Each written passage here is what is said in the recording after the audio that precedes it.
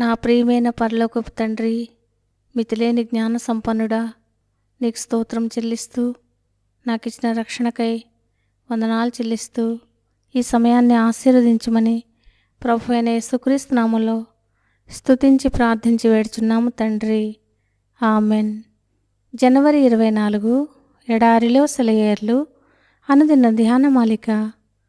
తన అరకాలు నిలుపుటకు దానికి నల్ల పావురమునకు స్థలము దొరకలేదు గనుక ఓడలోనున్న అతని యొద్దకు తిరిగి వచ్చెను. సాయంకాలమున అది అతని యొద్దకు వచ్చినప్పుడు త్రుంచబడిన ఒలీవ చెట్టు ఆకు దాని నోట నుండెను. ఆదికాండం 8వ అధ్యాయం 9 నుండి 11వ వచనం వరకు. మనకి ప్రోత్సాహాన్ని ఇవ్వకుండా ఎప్పుడు తొక్కిపట్టి ఉంచాలో, ఎప్పుడు సూచక్రియనిచ్చి ఆదరించాలో దేవునికి తెలుసు. ఏది ఎలా ఉన్నా ఆయన మీద ఆధారపడడం అన్నది ఎంత ధన్యత.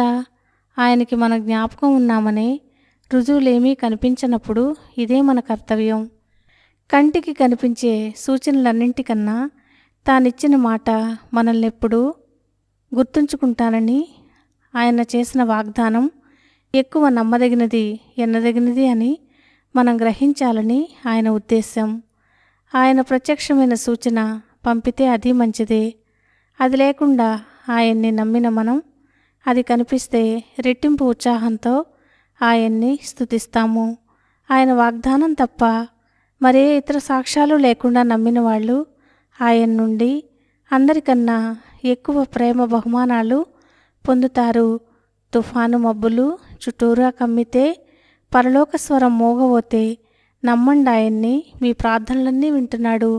దుఃఖం, శ్రమలు, బాధ దగ్గరైన, అతి చేరువైన, ఆత్మీయులు దూరమైన స్తుతించండి, ఆయనున్నాడు మనకి. దారి కష్టమైన, బ్రతుకు నిష్ఠూరమైన, భయంతో మన కళ్ళకి మస్కలు కమ్మిన చెంతనున్నాడు, చేతిలో చెయ్యి వేయండి. దారులన్నీ మూసుకుపోయినా, అందమంతా అణగారిన మనతో ఉంటాడు. నమ్మి విశ్రమించండి ఆయనలో. ఆలస్యాలు తిరస్కారాలు కావు. మన ప్రార్థనలన్నీ ఆయన రిజిస్టర్లో రాసుకుంటాడు. వాటి కింద రాసుకుంటాడు, దీని సమయం ఇంకా రాలేదు. దేవునికి ఒక సమయం, ఒక ప్రత్యేకమైన కారణం ఎప్పుడూ ఉంటాయి. మన ఉనికిని నిర్దేశించిన వాడే మన విడుదల కోసం పథకం కూడా సిద్ధం చేశాడు. దేవుడు ఈ మాటలను దీవించునుగాక. ఆమెన్.